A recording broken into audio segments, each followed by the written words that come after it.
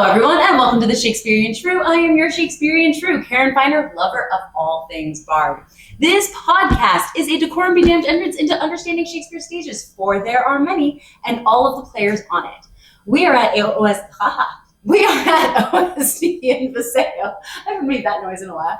We are at OSP in Paseo with teacher and one of the game masters of OKC's Red Dirt RPG, Brook Bullock. Hey everybody, how are you guys? We are so excited to have you here today. I am so excited to be here because I would say first, I'm a fan of the show. I think I got on listening fairly early, to the podcast and have just enjoyed every single one. I love it. Thank you so much. Well, I just met you and we're already big fans of yours. So. I know.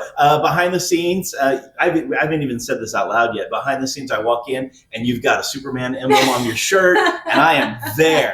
I am, as any of my students will tell you, like I've got some Superman decor in my room. Oh, I love it. And I am a fan of the Big Blue Boy Scouts. So I always call it the Super Jew, but 100% there. Truth. Right? That's probably a different podcast, but truth.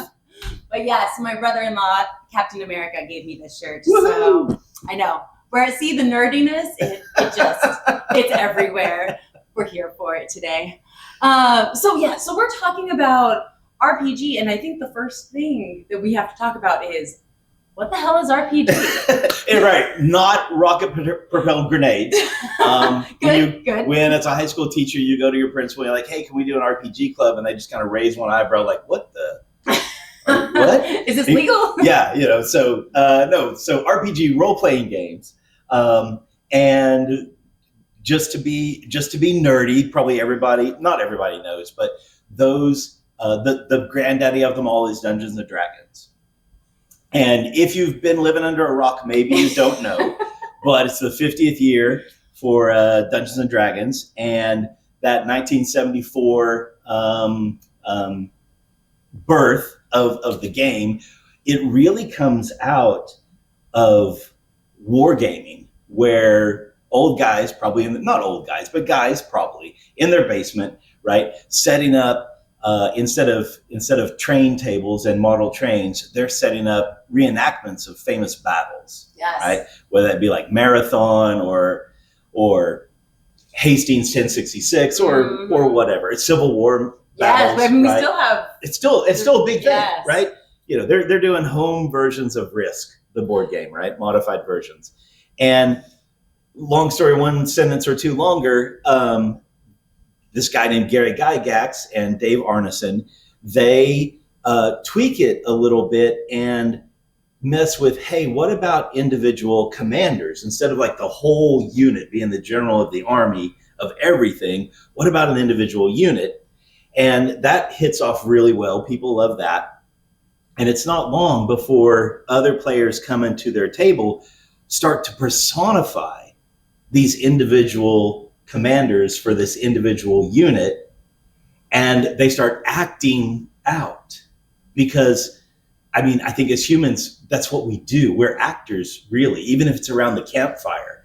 And I'm retelling the story of the hunt, or the thing I saw, or whatever it is, I'm telling the story around the campfire. And so these guys personify these individual commanders.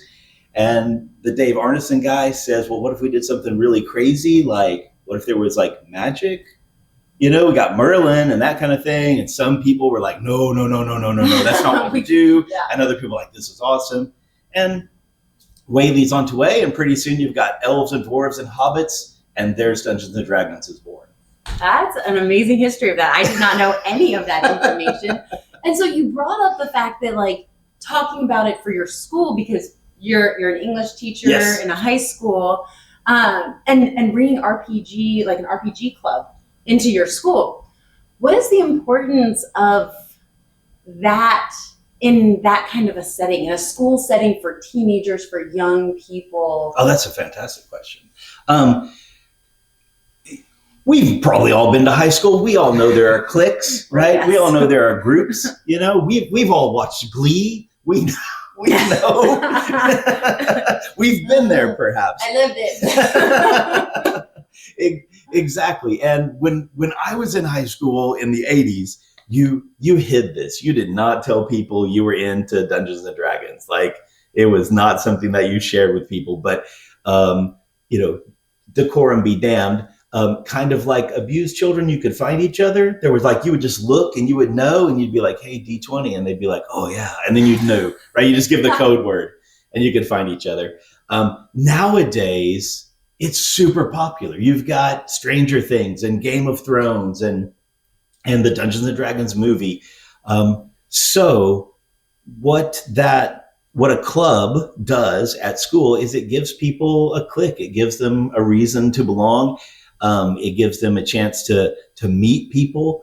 One of the greatest stories in the last few years is that new students or students that have even been at my school for a while, they will come and they'll very shyly come to RPG club, and a couple weeks later they will say to me, "I didn't know there was anybody that liked the things I liked."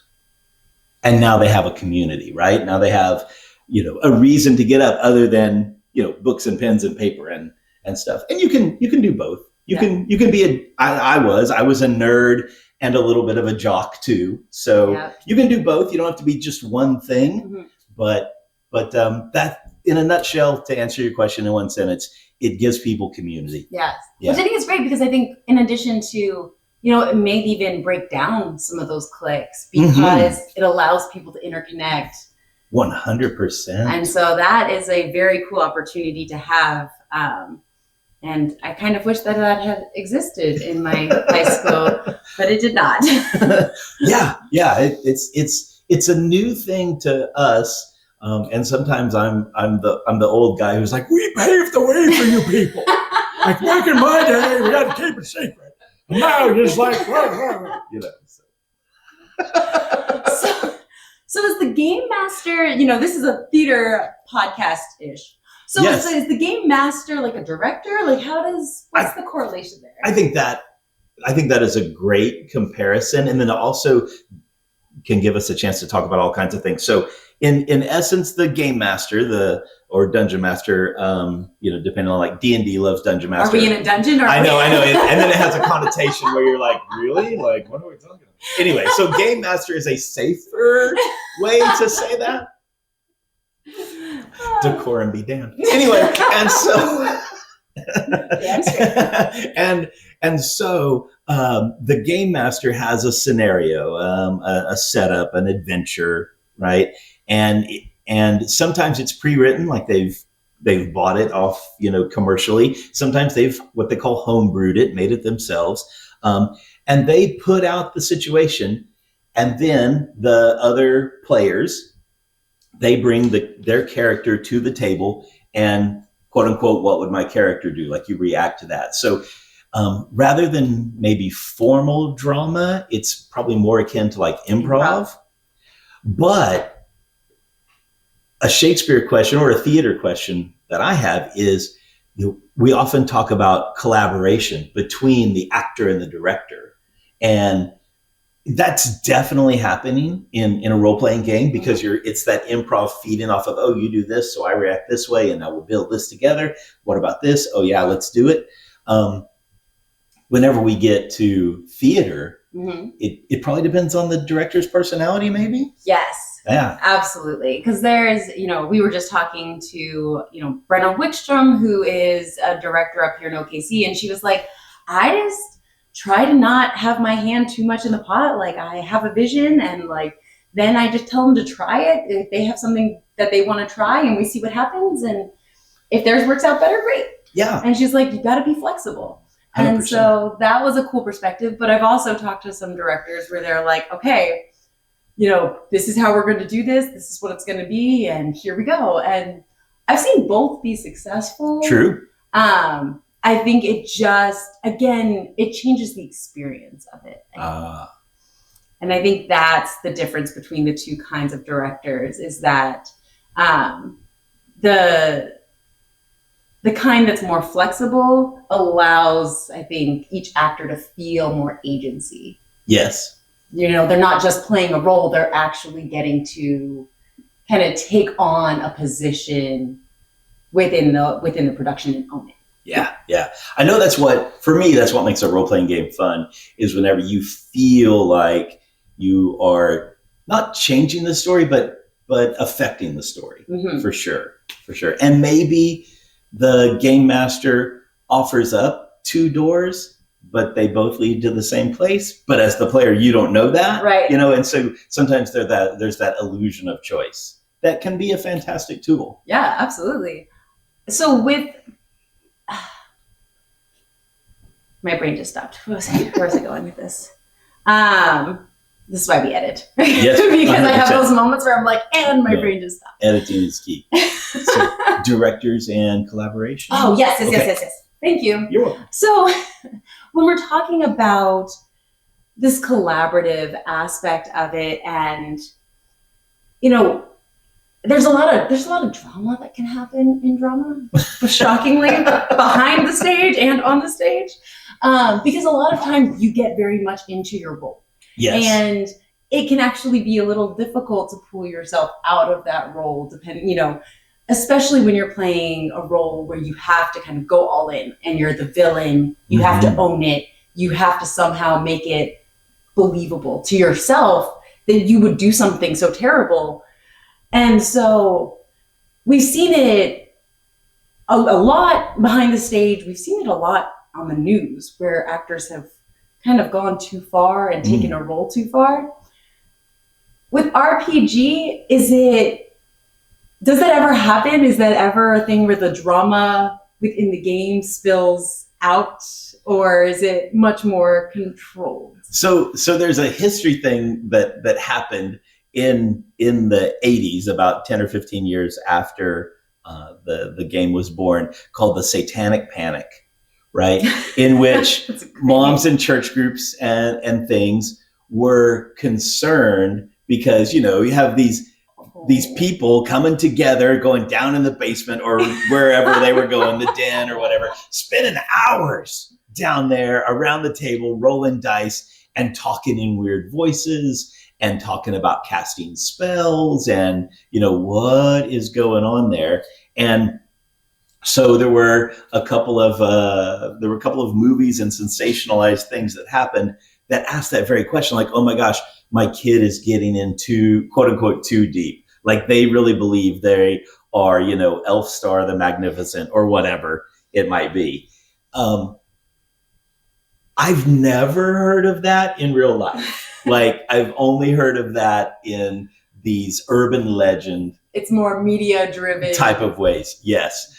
And so, from the acting aspect, we do know that affects people, right? But they are probably also doing that for 12 or 15 hours a day for 6 months, right? Every day. Right. And I would love to have that kind of gaming schedule, like, win the lottery and just do that. That'd be awesome. But maybe that's the fail safe, is that it's just not every day for so long that you don't become embedded into that. Mm-hmm. But a positive spin of that is when you're in a role-playing game, and this might be true for acting as well, and you have to personify confidence, or you have to personify diplomacy, or, learn. Maybe you're not a naturally sympathetic person, and then you need to have that in a character or whatever. And suddenly you start caring about puppies or kitty cats or whatever it is. I have seen that part start to affect kids in a really great way, where the interplay around the table, I will see teenagers learn some social skills that maybe they didn't have before. Well, it's also interesting because they're playing, like you said, like you talked about elves and you talked about, different kinds of creatures. Yeah, we'll go with creatures. Sure. But also like different genders, and like so, I don't necessarily have to play a female character. 100%. Right? I can play whatever kind of character I want to. You bet. And so does that kind of, again, lean into what you're talking about, where it's allowing people to have different experiences beyond maybe the ones that they're used to? I think that's very possible. I think that's very possible.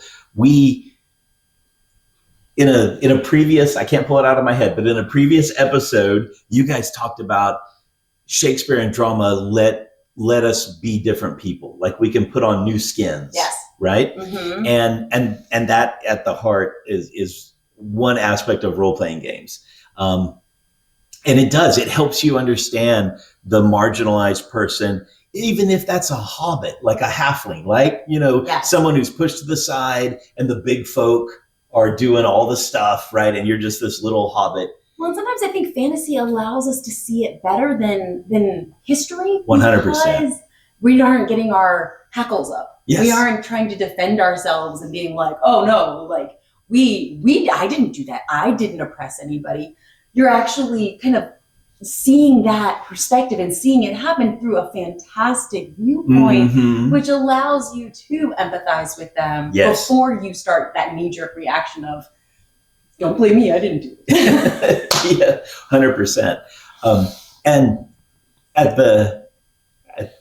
hopefully folks hear the end of my sentence as I start my sentence this way. So I'm a pretty heterosexual white guy. Like, I am in that department of, if I ever wrote anything, I would be in the dead white guy category later in the future. And those of you right? watching on YouTube, you know.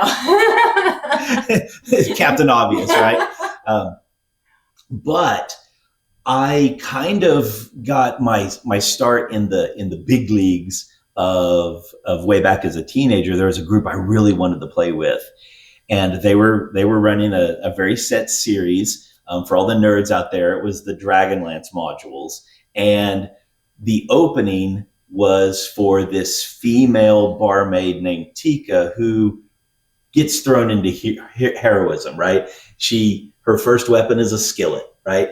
And that's, there's a trope there, right? And it's fantastic. And that's the opening they had. So if Brook wanted to play, Brook had to play Tika Whalen, the barmaid. And I wanted to play. And so I did. And now I will say that on the Wayfinder Legends podcast, which is one of our two podcasts that we have, I'm playing Falwyn the Witch. And I have always enjoyed playing the other, whether that's female or a dwarf or a hobbit. I rarely play. I don't know that I've ever played a human man, because that's who I am, right? So I don't want to play that role. I know that role. I want to experience other things and play with other things. So I like that. So what did you were there any obstacles in playing Tika? Were there any moments where you were like, okay, like, how do I do this? Or moments of revelation? Anything come from that? I know for sure as a 14-year-old boy, I did not want people knowing, right? And then this group of nerds, it was all secret anyway, right? We weren't gonna, but I definitely didn't want anyone else to find out, right? And then you do worry, in my lack of maturity at that time. Yes. I worried like, oh, will people think that I'm not part of what was my hometown social norm of, being hetero if I'm playing a female character? Like, how does that work? And then I get to freshman English, as a, whatever that is, 15 or 16-year-old kid, and you learn about Shakespeare, and all the actors were men. Yes. Right. And all the parts. Well, who played, and that's hilarious whenever you have a burly guy playing Juliet, just playing the nurse. Right. I mean, that's an extra layer of meta funny. But then you got to have, perhaps the Juliet. cute teenage boy playing Juliet, Yes. so that it's halfway believable. Yes. And that was eye-opening to me to go like, oh, like this could be highbrow stuff. Yeah. If Shakespeare did it, I bet I could do it too. Well, and that's what I always love, like Midsummer. That's what I always loved about the Mechanicals, is that it showed you kind of the behind the scenes. And I freaking love the Mechanicals, because all of a sudden it's like, all right, you're playing Thisbe, and it's like, but I'm a man. Poor Bottom, he's just gonna do all the parts, right? I mean, Well, and then there's also that and maybe you can, talk to this. There's also those directorial choices of, in the modern day, it's easy, air quotes, to, have the girl dress in drag or the guy dress in drag as we go, and we're pretending to be other people, right? Whether that's, whatever play it might be. But in Shakespeare's day, did the person that suddenly was, is it As You Like It? All's Well That Ends Well.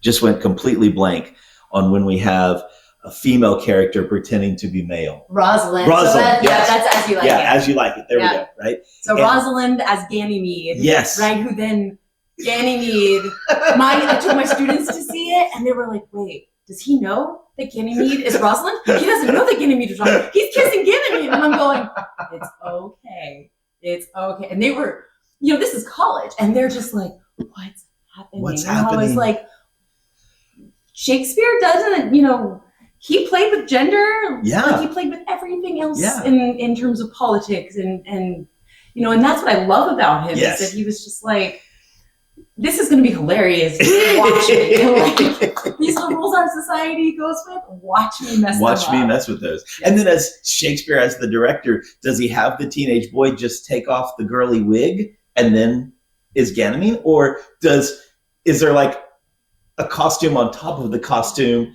for the meta of that, right? So a lot of times it's like the costume on top of the costume. And so, because we know that basically from those productions, because she's like, I'm gonna draw this on my face and I'm gonna do this. And so she, who is actually already a male, is like drawing on a beard on it. And so, and that's again the insight that we get to see from those kinds of productions, where we're like, oh, that's what he was doing. He was messing with everybody, and he still is. Yeah.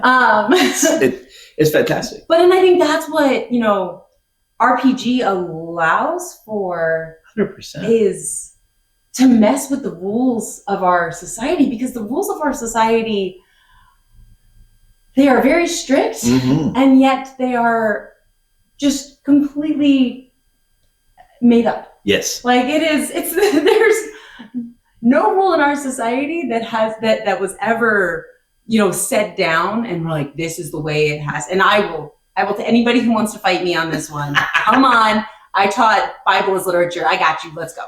100%. But I think that's what's so important about storytelling and storytellers, is that it allows us to re-see the world that otherwise is. I mean, people want rules because rules make things easier. True. And so storytellers allow us to bring the gray, bend the rules and see what else is out there. Yes. Going to the movies, sitting around the table in a role-playing game, engaging in the theater either as participant or viewer participant, right? Actor or audience. We get to experience those things vicariously, right? It's like roller coaster rides. Like I get the thrill of, oh my God, I'm gonna die, right? Safely strapped in, hopefully, right? As long as it's not like the county fair. And even then, we have rules, we have laws, and, you have to be inspected so that rickety roller coaster thing doesn't go off the rails, hopefully. But it's that vicarious experience of the thrill. And I think actors and around the role-playing game table, you can get the same thing, where you can have the thrill or the vicariousness of fighting the monster, slaying the dragon, rescuing the hapless prince who is, a himbo and clueless, right? Or flip it and do all the traditional tropes if you wanted to, in the safety of knowing, hey, if this gets too scary, I can like literally close the book, right? Or if you're with a really great group of people, you've kind of decided ahead of time, hey, when this particular thing happens, whether it's blood, gore, sex, drugs, and rock and roll, whatever it is, we're going to fade to black. Like we're not actually going to do that portrayal. Right. What do they call that in drama? They've got a name for it, like the the somebody director, intimacy Intimacy, directory. Yes, yeah, there we the go. intimacy designer. Yeah, Yes. designer. Yes. Who makes sure that everybody is feeling safe and nobody is. So I love that they have that same aspect in RPG. Yep. I think that's really important. The other thing about RPG is the accessibility of it, because sometimes, and as much as I love theater, this is the hard part about it. It's not always accessible because it's very rarely free. There are, thankfully OSP has the Never Younger so that people can get free tickets, especially anybody under 25. So if any of your students are ever interested, they can get free tickets here. But for most people, there's a price tag, and it's not always one that they can afford to pay. And RPG allows anyone really to play, I think, right? Yeah. I mean, because somebody in your group is going to have the book, right? And then you just share copies of the book, whatever it might be. There are some companies which seem crazy, like there's a cousin to D&D called Pathfinder. That's our two shows that we have is D&D 5e, and then we have the Pathfinder show. And the Pathfinder company, their name is Paizo, they have all of the mechanics, all of the rules published on the web. And so anybody can pick it up. Now, what they print, what they have for PDF and download and hard copy books is they have all the mechanical things, all the rules and all the numbers, but in the books, they have the fluff. They have the full descriptions and the story and those type of things. And so it's a fantastic marketing thing because you can get started in the game with just the crunch. And then if you love it, then you start learning about the world building that they've done with the fluff, and you buy the book and things. So it's that model is really fantastic. Super accessible. Super accessible. So we've talked about characters. We haven't really talked about world building as much. And so in terms of world building, is that just like setting the stage, creating the scene? What are the elements of world building? So some of the companies have created worlds. They have, you can plug and play. That way you don't have to come up with a whole bunch of stuff on your own. You can just pick it up. And probably the three most famous, I'll get myself in trouble by saying that, but probably the three most famous are what we call the original Dungeons and Dragons Greyhawk world, which, created mostly by Gygax and Arneson. And then out of that, a different world called the Forgotten Realms. It's very famous. The D&D movie was kind of set in Forgotten Realms, so to speak, if you've seen that. And then Paizo, the other big company that I mentioned, they have a world called Golarion. And most of the times, there are some type of real world analogies, real world and not anagrams, analogs. Oh, okay. Right? Yep. That serve for those things. You've got this country that's this way, and if you kind of look back in history, you're like, oh, those are the Nazis, right? And then you've got this country that's this way, and you're like, oh, that's very clearly the South American rainforest, right? And the native peoples that are there.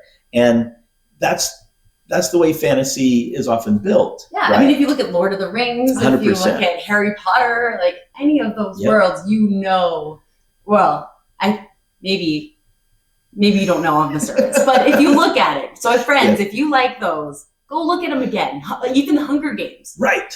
All of those are based off of texts and things that have happened in history. In Star Wars, why does the Empire have those funky helmets? It's because they're Nazis. That's who it is, right? That's a good one. Yeah. And I mean, Darth Vader. There you go. It's like the Pitch Perfect line. It literally means father in German. He is the Dark Father. Has that been there the whole time? Yes, it has been there the whole time. You gotta love a Pitch Perfect quote. Gotta love a Pitch Perfect reference. Just throw that in there. Oh my gosh. It's making friends, making connections. This is how we do. Woohoo! Woohoo! Nerds. I mean, this is really where like nerds unite. It's Yeah. The Venn diagram of nerdage is one of those like multi-Venn diagrams, right? yes. You know? And it's so interesting because nerds, I don't know, the connotation has started to shift a little. It has. Or a lot. You know, nerds used to be like the bottom of the social sphere. Yes. And now I feel like, I don't know, Yeah. kind of got our own place. We own our space. We're not in the We've lineup. taken the space. That's right. What's that? We've taken the space. We've taken the Yeah. space. Yeah. Yeah. Yes. No longer outsiders. Right? Yes. No longer on the fringe. Fringe. Maybe fringy a little bit. But, Yeah, but but- no longer like outcast. Or maybe like self-determined. So Ah, like we there you don't go. necessarily want to be the status quo and Yeah. part of the because honestly that's what I always loved about theater is that it allowed me I love the community of it, Mhm. and that was one of the biggest things for me and why I got involved in theaters because like that's how I found people, that's how I found a family. Yeah. And the other thing for me was it allowed me a way out of expectations, the expectations that everybody else had. That's super cool. I'm not the host, but talk about that for a second. Like I love this idea. If you don't mind. No, I don't. Switch. But so yeah, I mean, it's just drama allowed for me to take on a lot of different positions. And I think that's the podcast that you were listening to where we were talking about the fact that in Shakespeare's time, he would double cast people as the Right. king and as either the fool or the beggar, Yes. a role that seemed completely opposite and showcased yet the similarities that existed Mhm. that made us human, Yeah. the humanity of those roles. And I think a lot of times we forget because we're like, okay, you're this. And we put people in a spot, in a position, and assume that's all they can be. Right. And I think drama and RPG allow you to experiment, allow you the safety to kind of play around with some of those and see who do I want to be? Yeah. Not just like who you think I should be. You know, because parents, I love you. This is nothing against you, but you've raised your children and you have an idea of who you want them to be. Mm-hmm. An assumption of who they are, Yes. what they're going to become, who they're going to become. And we know it's out of love. We do. But this is an opportunity for them to just spread their wings a little bit, flex, see what else exists in the world in a way that is safe and, you know, around people that they trust. Yes. Why would anybody be against that? We do that when we're little. We have imaginative play. Most of us do. Yes. Have imaginative play all the time when we're little. And then something happens and we feel like we need to put that away. Yes. Right? And you know, sometimes it's responsibilities and undoubtedly there's peer pressure involved, right, with that. But if a person can hang on to that imaginative play, whether it's through drama or role-playing games or other venues, there's a magic there. Yes, and I think that creativity, we underestimate the importance of creativity in life. Oh, yeah. And I think creativity is so important in people's careers. People don't even recognize the importance of creativity in the office, in the science lab, there are just so many places in our world where we need more creativity. Mhm. But instead, we've taught them this is the way it is, this plus this equals this. And so if that's the accepted fact and there is no other possibility, how are we ever going to get anywhere new? Yeah. That think out of the box type of thing. I think it's other companies do it too. The first that I heard about it was Google, I think, Yeah. who has what they call Genius Hour, Mhm. right? Where they would give people, I want to say it was an hour a day, not just like a week, but an hour a day in which they could work on any project they wanted to. It did not have to be Google related.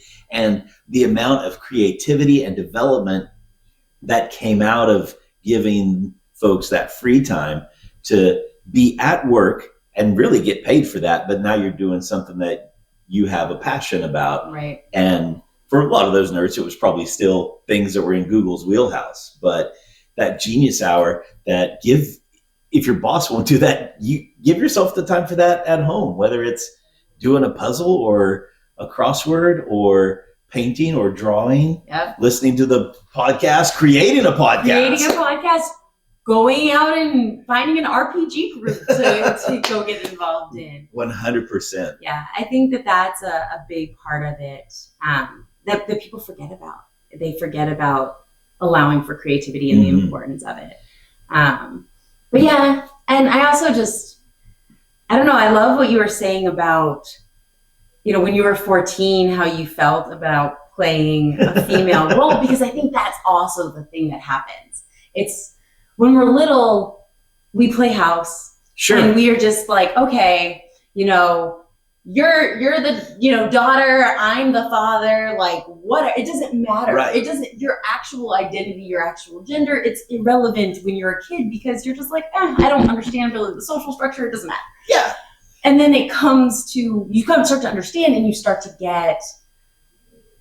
getting embarrassed, you start getting self-conscious. And I think that's the other thing, that if we could get rid of some of that, if we could somehow shake some of that self-conscious aspect, where we're constantly watching what we do, what we say, because what if people judge me? What if people, see me as too whatever, As a woman that works out, a lot of times it's, you have too much muscle.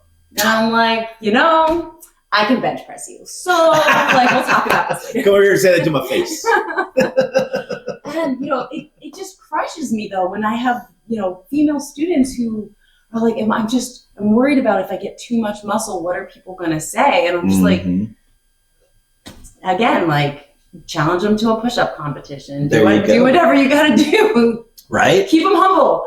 But or, water off a duck's back. Yes. Try to find a safe place within yourself where that doesn't matter. Yes.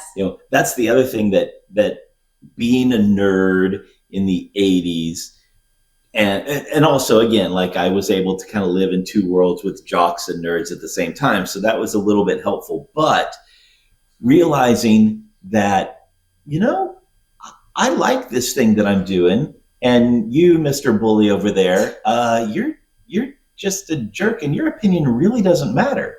I mean, sure, the words are hurting me right now because I'm being outcast or social, ostracized or whatever, a little bit in the peer group, but I really like this thing and I'm going to keep doing it. And when you have that kind of gift of confidence that can come out of adversity, that can help you in tons of things. Absolutely. Right? Absolutely. So you come to the gosh, now my brain just went That's all right. Again, editing. So, tryout is the word I'm trying to say. And I don't mean tryout whenever you're going to come to a reading, and audition is the word I'm looking for. There we go. Now we're back on track. English is hard. So many words. So many words. When you get an English teacher and English professor, yes, English is hard. Words are hard.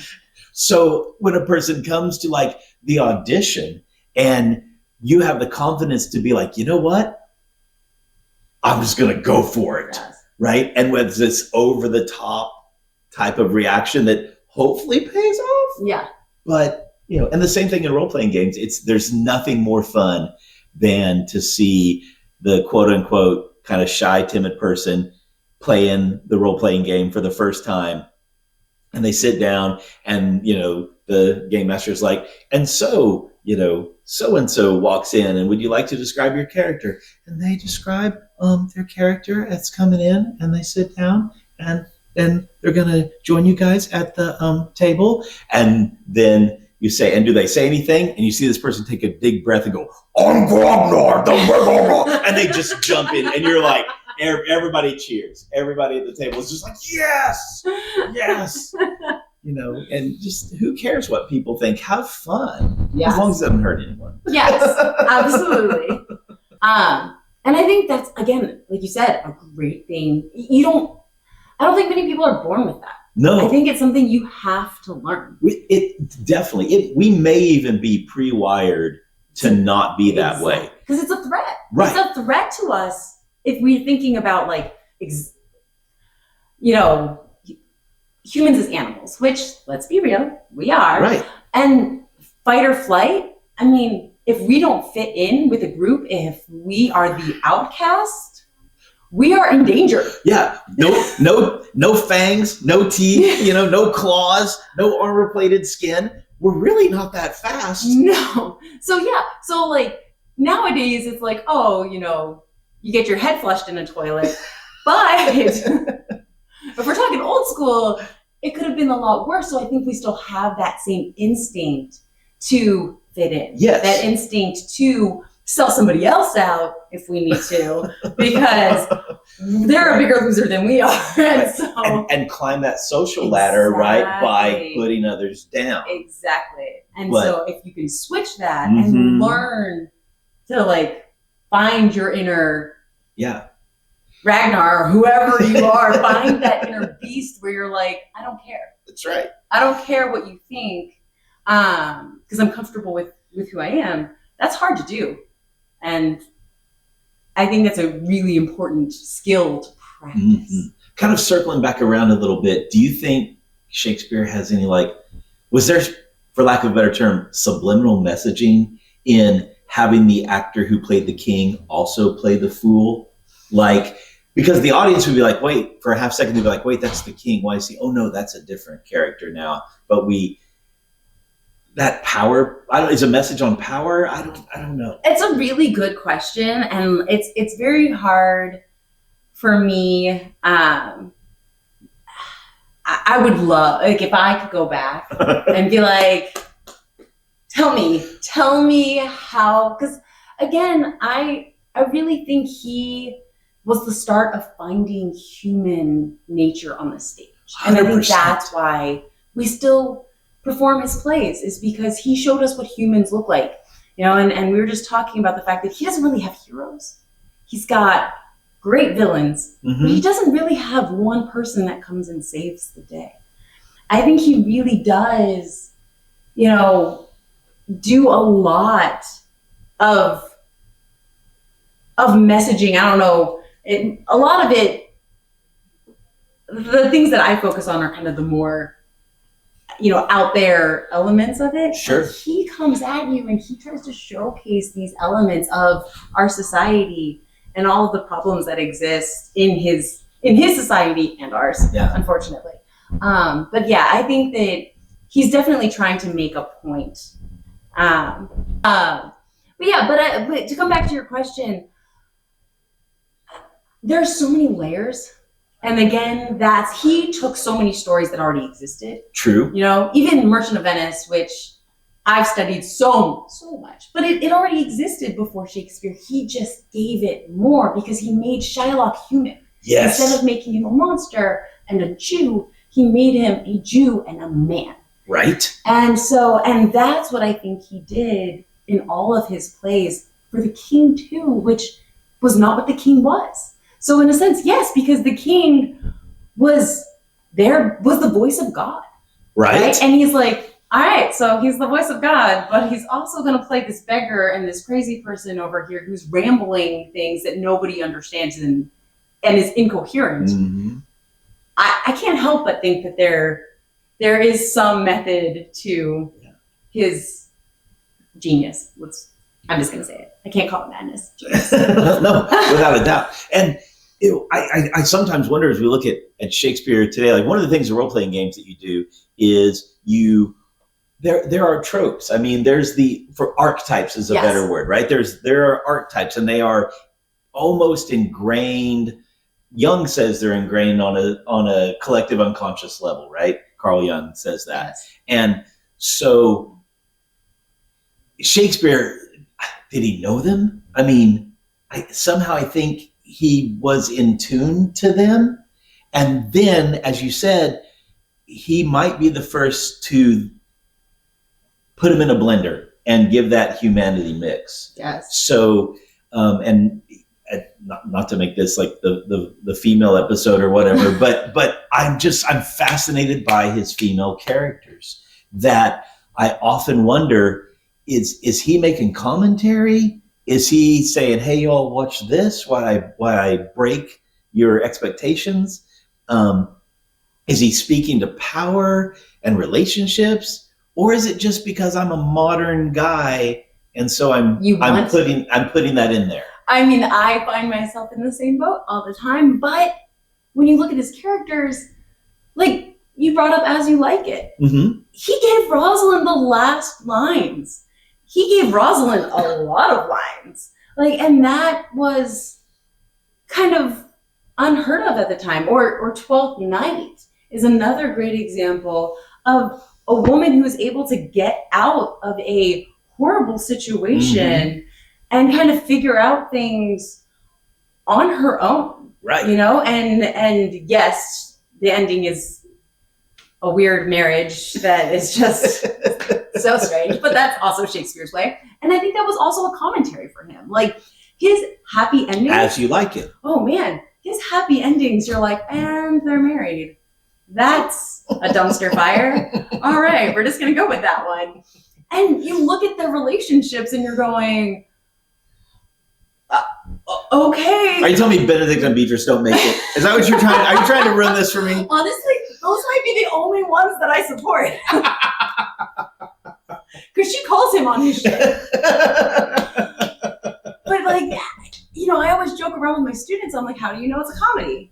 And I'm like, there's a marriage at the end. That's exactly right. And I'm like, it's funny, but it's also true and weird because every marriage he puts out there, and you look at his own marriage, talk about a dumpster fire. Oh my gosh. Right? Like, my second best bed goes to. Oh my God, I love it. Right? And everyone's like, you know, why is that important? Come on, guys. He gave his second best bed to his wife. Like, the man is a craftsman of words. Who got his first best bed? It wasn't, you know, it wasn't the bed down the hallway. It wasn't the bed in the second bedroom. It wasn't, you know, this descriptor of the bed. It was just the second best bed. Yep. And it's one of the best thing, best, but most telling things about their relationship. And so again, yes, like you talked about one of the questions you thought of was like surprising. Like, do you think the characters surprised Shakespeare ever as he wrote? Yeah. And I can't imagine it didn't, because as somebody who's a writer, my character shocked the shit out of me. 100%. And like they'll do something and I'm just like, oh, well, this is where we're going with this because this is what happened and this is what they, you know. And I love that you said that. So you said that happens to you with your. Oh, yeah. Currently, I mean, it happens all the time. Two things that happen all the time. One is tangential, but it happens all the time. And currently, right now, Wayfinder Legends podcast, I am playing the Witch Fallen I mentioned earlier, right? And she is from a high class family and wants to escape that, right? So she basically, the trope of, you know, the quote unquote high class princess girl who has run away, right? And so she's got some snootiness about herself. But in those opening episodes, she meets up with a goblin character, right? And, you know, goblins are goblins. Yeah. They're just, you know, no one thinks very highly of them. And I'll use the word speciest or ancestress. I'll say that word rather than a word that starts with R, right? The ancestress things that come out of Falwyn's mouth as she meets playing the goblin. And I'm just like, and around the table, they're making fun of me, right? Because they're like, it's hilarious, right? It's good trope archetype humor, right? But I say it in character, and then they just make fun of my face, looking completely horrified that Falwyn spoke that. Because I like to think I'm a pretty nice guy, Yes, you know. And she doesn't even call him by his name for a long time. She's just like, "Hey, goblin," you know. And it's just like, oh my gosh, like, yes, this character got away from me. right? It wasn't the way I was going to play her. She was going to be a little snooty, but she wasn't going to be rude. Well, and I just can't imagine that that's not the same case, because I just know too many directors who have cast somebody and been like, I did not see this happening. I did not see myself casting this person for this role, but they walked in, they had a vision, and boom, it worked. Yeah. And I went with it, and it changed everything. And, so I can't imagine a world where Shakespeare's characters didn't shock the shit out of right? When in Othello, when Amelia is talking about, well, if women mess up, it's really your guys' fault. Yeah. Like, is that Shakespeare just being snarky on purpose, or did the character get away from him on the page, and then he's like, oh, that's gonna piss some people off. I like it. I don't know. I mean, yeah, it's hard to know, and it's interesting because from what we know of the time and how many playwrights got imprisoned and their hands cut off, and it's amazing that he didn't, but I think that's a lot to do. People are like, oh, there's no documentation on him. Did he really even exist? Was he, was Shakespeare a woman? Yeah, was right? Shakespeare a woman? Was this, that, or the other thing? And I was like, guys, I just think he was really smart. Like, I honestly, you don't leave a trail. You don't put out things that are because people don't know what Shakespeare thought.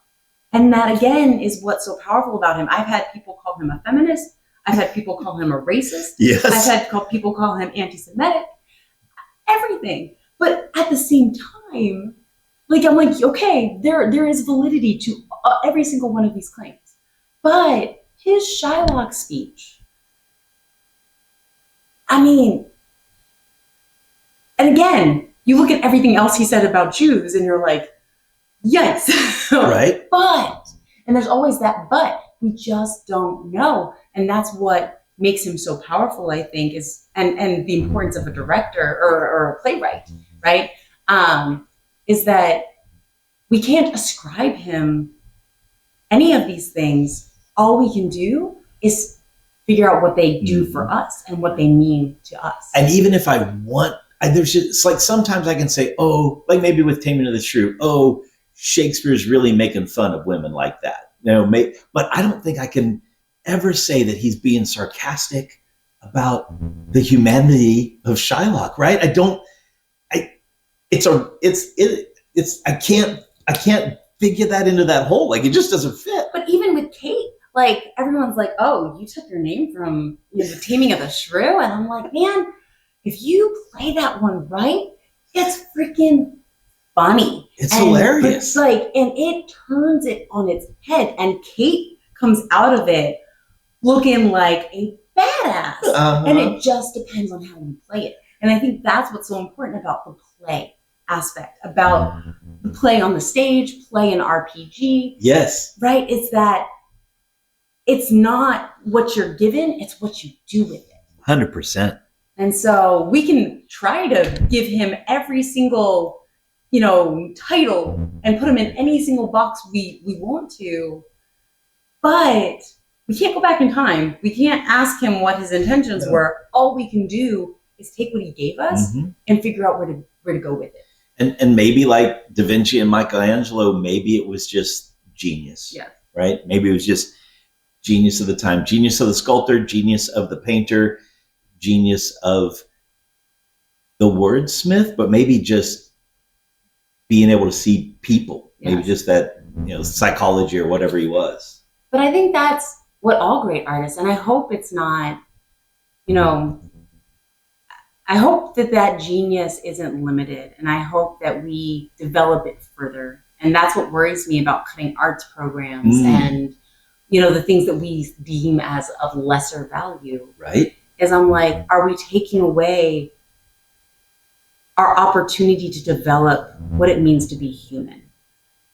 And that is my fear. That is why when people are like, oh, you don't need a theater program, you don't need a fine arts program, you don't need this or that, money needs to go towards X, Y, and Z. That's what scares me, because think about what those individuals, those geniuses have given us. And then think about that never happening again. right? Or think about the science kid, the STEM kid who doesn't have a chance to develop that creativity and therefore doesn't open up the thought experiment box, Yes. right? Take the risk. Right. Yeah. I mean, and again, just to be super nerdy, like quantum mechanics is super weird, Oh my gosh. right? One of my students read the best paper about quantum mechanics in Romeo and Juliet. Go on, please. Oh man, it was. So she just took different aspects of quantum, because that was her area, that was her expertise. So she took different aspects of quantum mechanics and looked at fate in Romeo and Juliet. And it blew my mind. I had to send it to my cousin because she's a scientist and I am not. And I was like, I can read the words and make sure that the words make sense. I need you to look at the theories and the theorems that she's written here and make sure those make sense. But it blew my mind. And that's the fact that she was a double major in STEM, but she was in my Shakespeare class and was able to apply that to do something that I would have never seen coming. I would never have thought of. No. That is what we need more of. Oh my goodness, the fault lies in our stars. Oh my God. And then, we're going to talk about the choices of observing light and whether it's a wave or a point. Yes. Right? Like, holy moly, holy crap. It blew my mind. I was just like, this is the best thing I've ever read. I don't even know. I was like, all the awards. And so, we just need STEM. No, we need that creative aspect because, again, that's what's going to open someone's box, right? Yes. They're going to think outside the box. They're going to have this creative moment and be like, but what if dinosaurs had feathers, right? And then, boom, we suddenly realize, holy crap, you may be right. Well, and that's, again, like, so another soapbox. Sorry, everybody. But the expense of college and how expensive that they've made it now, people can't experiment. People can't take other classes outside of the ones that they need in order to get to their graduation because they don't have the money. It's too expensive. You can't be a Renaissance person anymore because nobody's got the money for it. Right. And so we are limiting people. We are putting them on a trajectory and saying, this is what you're going to do. These are the courses you have to take. Check them off. Here's your list. Yep. Check off each course as you go. And you can't experiment or see what else is out there. And how do people connect dots if they don't know what to connect them to? Mm-hmm. How terrible if you never take that elective, right? Never take that extracurricular, never take the risk of doing drama or underwater basket weaving or whatever it is. And then you're like, you know what? I really enjoy this. Yes. And I never knew before. So yes. Take the risk. Take the risk. That's our words of wisdom. Roll the dice. Oh, that was good. That was very good. Oh my gosh. Okay. So as an English teacher, yes. Do you have any thoughts to people who are, maybe young, and trying to figure out what they maybe love language but don't know where to go with it? Because being a teacher, especially in Oklahoma, is hard. This hurts my heart to say, but there have been students who have said, I want to teach. And I have said to them, if that's what you really want to do, if it is your heart's passion, you need to do probably one of two things. You need to not do it in Oklahoma currently, and then you need to find someone that makes money. And if it works out, hitch your wagon to them as well, right? And it's a horrible thing for me to say, but it's tough. It is. And it's tough and it's getting tougher, right? And again, maybe my little soapbox, maybe that's part of some evil empire plan, is that if we can knock the joy of education, if we can get rid of all these extracurriculars, right? if we can limit kids to just follow the rules and do this thing and go where you tell you to do and be good workers and don't buck the system with your crazy thoughts, right? And the way we can do that is, of course, then to limit the educators themselves or the talent pool that's going into that, and we can watch education die. And I mean, you talk about an evil empire, like if that's someone's plan, then there appears to be evidence of it occurring. Yes. I mean, and that's the horrible reality of it. I've got a lot of education majors, and most of them are trying to go elsewhere. Yeah. Because being here, you're teaching too many students, you're teaching for too little money, and the burnout rate is absurd, and it seems intentional. It seems like they're trying to force people to give up. Mm-hmm. And so, yeah.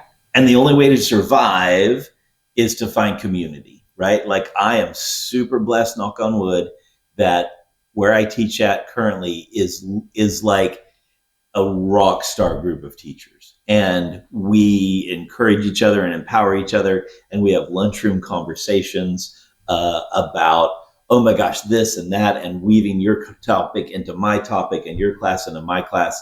And I'm incredibly blessed. There are not all schools that are like that. Yeah. If they can isolate folks and make them feel alone and beat them down, and then they give up, right? So, I mean, I think that's kind of the theme of this episode is find your community. Yes. Like it's hard out there. Nobody's going to deny that. Right now, I think we're all struggling. Yeah. So just find your community, find your people, and they'll help you see it. They'll help you get through it. 100%. And sometimes you just have to endure, right?